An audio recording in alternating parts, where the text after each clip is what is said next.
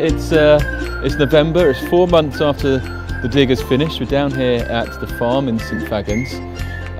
It's not, well, it is bright sunshine, but it's not 25 degrees like it was when the dig was happening. It's about -1, and we're here because we're wet sieving. We're floating some of the soil samples that we took from the hill fort this year. So when they were excavating, they would have, they were using trowels obviously, and they would have picked out all of the really sort of big artefacts that they could see. So bits like the pottery, any metalwork they could see with the eye. But as archaeologists, we're really interested in lots of the really little things that can tell us lots and lots about how the way people lived.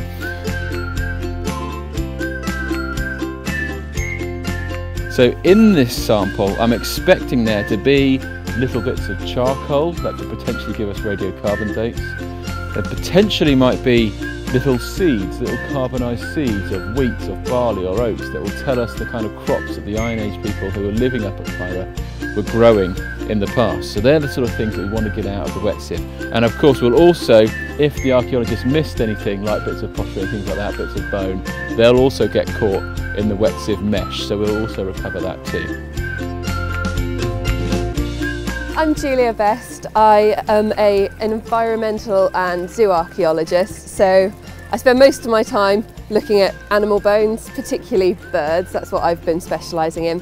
But I also do a lot of environmental processing, so processing the soil samples from sites such as Caer. At the moment, unfortunately, it's quite hidden in the grass, but you can just see we've got some little bits of charcoal going on there. There could even possibly be part of a grain there. It's slightly circular in form, that one, but we'll need to wait till it's dried and then ideally look at it under a microscope and compare it to reference collections so that we can identify it properly. If we get bits of charcoal like we've got here, got a few little bits of charcoal coming out into this sieve.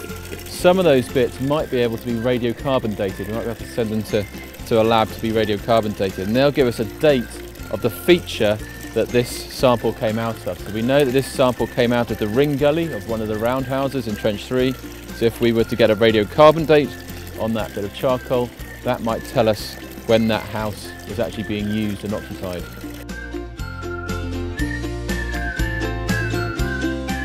So it's a very long process from taking the samples at the site through to processing them here, through to letting them dry and then getting specialists to look at them.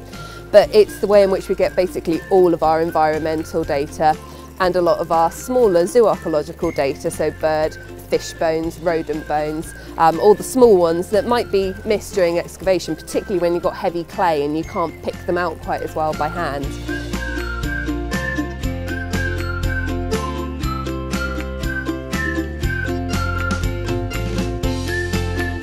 Okay, so here we are, the final bucket with the final sample from Caer this year.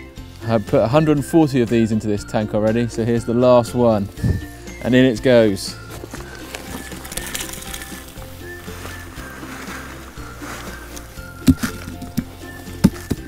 So I'll let these guys get on with that, and just to say to everyone who's been involved in the project this year, thank you so much, and hopefully see you again next year.